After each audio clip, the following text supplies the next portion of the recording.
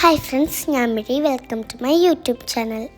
ഇന്ന് ഞങ്ങളൊരു ട്രിപ്പ് പോകുകയാണ്. പോളണ്ടിലെ ഗ്ഡാൻസ്ക് എന്ന് പറഞ്ഞ സിറ്റിയിലേക്കാണ്. യൂറോപ്പിലെ തന്നെ ബഡ്ജറ്റ് ഫ്രണ്ട്ലി ആയ റിയാൻ എയർലൈൻസിലാണ് ഞങ്ങൾ പോയത്.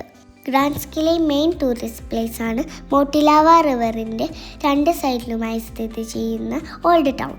ഇവിടുത്തെ ഒരു പ്രത്യേകതയായി എനിക്ക് തോന്നിയത് ബിൽഡിങ്സിൻ്റെ ആർക്കിടെക്ചറാണ്. എല്ലാ ബിൽഡിങ്സും ഏകദേശം ഒരേ സ്റ്റൈലിലാണ് പണിതിരിക്കുന്നത്.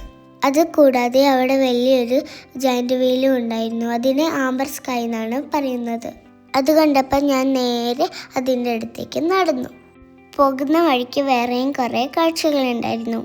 കാഴ്ചകളൊക്കെ കണ്ട് ആ റിവർ സൈഡിൽ കൂടെ നടക്കാൻ നല്ല രസമുണ്ടായിരുന്നു.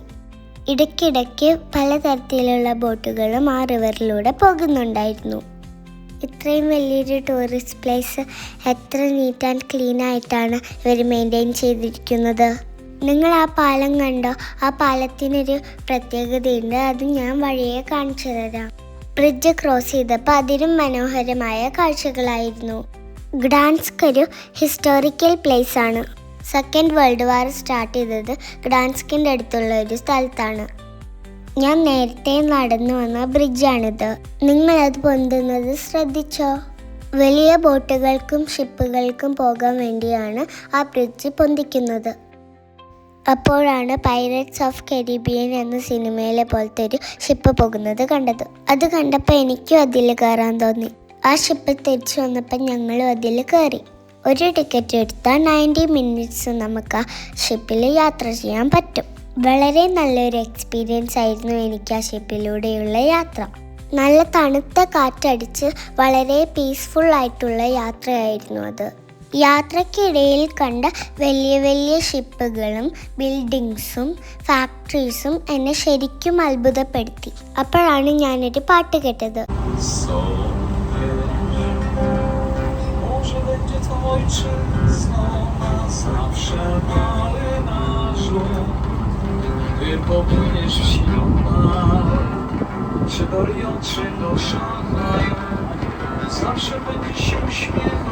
പിന്നീട് ഞങ്ങൾ പോയത് റോയൽ സ്ട്രീറ്റിലേക്കാണ്. പണ്ട് രാജാക്കന്മാരെല്ലാം നഗരത്തിലേക്ക് വന്നുകൊണ്ടിരുന്ന വഴിയാണിത്. അമ്പരച്ചുംബികളായ ബിൽഡിങ്സ് ആണ് ഈ സ്ട്രീറ്റിലെ മെയിൻ അട്രാക്ഷൻ. സ്ട്രീറ്റ് മുഴുവൻ ടൂറിസ്റ്റുകളെ കൊണ്ട് നിറഞ്ഞിരുന്നു. ഒരുപാട് സ്ട്രീറ്റ് റെസ്റ്റോറൻറ്റ്സും ഉണ്ടായിരുന്നു. ആ നേരെ കാണുന്നതാണ് ഗോൾഡൻ ഗേറ്റ്. രാജാക്കന്മാർ റോയൽ സ്ട്രീറ്റിലേക്ക് പ്രവേശിച്ചിരുന്നത് ഈ കവാടത്തിലൂടെ ആയിരുന്നു. നടന്ന് ക്ഷീണിച്ചപ്പോൾ ഞാനൊരു ഐസ്ക്രീം വാങ്ങി കഴിച്ചു. ഓൾഡ് ടൗണിൻ്റെ ഹൃദയഭാഗത്ത് സ്ഥിതി ചെയ്യുന്ന നെപ്റ്റ്യൂൺ ഫൗണ്ടെയിനാണിത്. പിന്നീട് ഞങ്ങൾ പോയത് ബ്രിക്സ് വെച്ചുണ്ടാക്കിയ വേൾഡ് ബിഗ്ഗസ്റ്റ് ചർച്ച് കാണാനാണ്. സെൻറ്റ് മേരീസ് ബസിലിക്ക എന്നറിയപ്പെടുന്ന ഈ ചർച്ച് ഗ്ഡാൻസ്കിലെ മെയിൻ അട്രാക്ഷനാണ്. ഈ ചർച്ചിൻ്റെ വർക്ക് കംപ്ലീറ്റ് ആകാൻ ഓൾമോസ്റ്റ് 150 ഇയേഴ്സ് എടുത്തിട്ടുണ്ട്. ഈ ചർച്ചിൻ്റെ ഇൻറ്റീരിയർ എല്ലാം നല്ല ഭംഗിയിലാണ് ചെയ്തിരിക്കുന്നത്. സെക്കൻഡ് വേൾഡ് വാറിൽ ഡാമേജ് ആയ ഈ ചർച്ച് പിന്നീട് റിനോവേറ്റ് ചെയ്തതാണ്. ടൂറിസ്റ്റുകൾക്ക് ഈ ചർച്ചിൻ്റെ മുകളിലേക്ക് കയറാനുള്ള അവസരവും ഉണ്ട്. ഏകദേശം 400 സ്റ്റെപ്സ് കയറിയിട്ടാണ് ഞങ്ങൾ മുകളിലെത്തിയത്. വളരെ കഷ്ടപ്പെട്ടിട്ടാണ് ഞങ്ങൾ അത്രയും സ്റ്റെപ്പ് കയറിയത്. പക്ഷെ മുകളിലെത്തിയപ്പോൾ നല്ല വ്യൂ ആയിരുന്നു. ഗ്ഡാൻസ്ക് സിറ്റി മുഴുവനും ഇവിടെ നിന്ന് കാണാം. താഴെ നിന്ന് നോക്കിയപ്പോൾ നല്ല വലുതായി തോന്നിയ ബിൽഡിങ്സ് എല്ലാം നല്ല ചെറുതായതുപോലെ തോന്നുന്നു. സ്റ്റെപ്പ് ഇറങ്ങി താഴെ പോകേണ്ട കാര്യം ആലോചിച്ചപ്പോൾ ചെറിയ പേടി തോന്നി. എന്നാലും കുറച്ച് കാഴ്ചകളൊക്കെ കണ്ട് ഞങ്ങൾ താഴെ ഇറങ്ങി. കയറിയ അത്ര ബുദ്ധിമുട്ടൊന്നും താഴെ ഇറങ്ങാനുണ്ടായിരുന്നില്ല. പിന്നെ ഞങ്ങൾ നേരെ പോയത് ആംബർ വീലിൽ കയറാനാണ്. ഇതെൻ്റെ ഫസ്റ്റ് എക്സ്പീരിയൻസ് ആണ്. ആദ്യം എനിക്ക് ചെറിയ പേടി തോന്നിയെങ്കിലും പിന്നീട് ഞാൻ നല്ല എൻജോയ് ചെയ്തു. ഇരുട്ടാകുമ്പോൾ ഓൾഡ് ടൗണിനൊരു പ്രത്യേക ഭംഗിയാണ്. ഞാൻ അതൊക്കെ എൻജോയ് ചെയ്ത് നടന്നു. അപ്പോഴാണ് ഞാനൊരു കാരൂസൽ കണ്ടത്. ഞാനും അതിലൊന്ന് കയറി നോക്കി. നല്ല രസമുണ്ടായിരുന്നു. അതൊക്കെ കഴിഞ്ഞപ്പോഴത്തേക്കും ഞാൻ ആകെ ടയേർഡായി.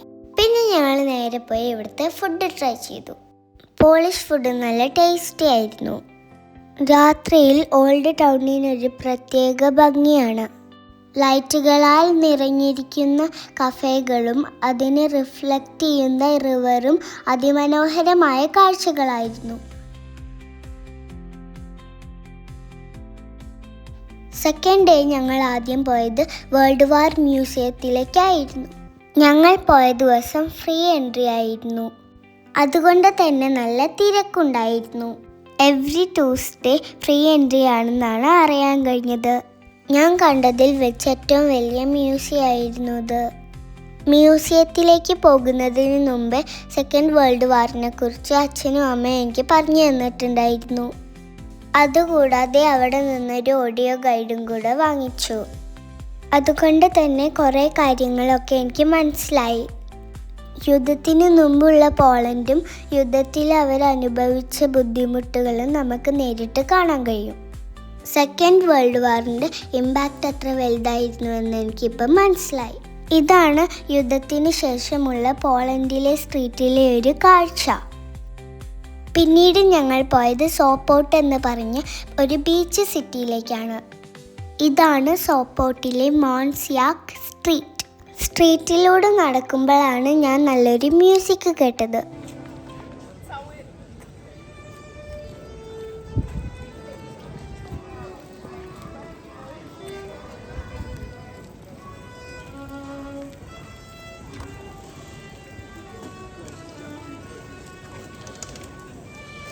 ഇതാണ് സോപ്പോട്ടിലെ വുഡൻ പിയർ എന്നറിയപ്പെടുന്ന കടൽപ്പാലം. ഏകദേശം 1/2 കിലോമീറ്ററോളം കടലിൻ്റെ മുകളിൽ നമുക്ക് ഈ പാലത്തിലൂടെ നടക്കാം. കുറച്ചു നേരം കടലിലെ കാഴ്ചകളൊക്കെ കണ്ട് കടലൊക്കെ കഴിച്ചിട്ട് ഞങ്ങൾ തിരിച്ചുപോയി. അപ്പം അത്രയുള്ളൂ എൻ്റെ ഇന്നത്തെ വീഡിയോ. ഇഷ്ടമായാൽ ലൈക്ക് ചെയ്യൂ, സബ്സ്ക്രൈബ് ചെയ്യൂ, കമൻറ്റ് ചെയ്യൂ. Tata bye bye, see U.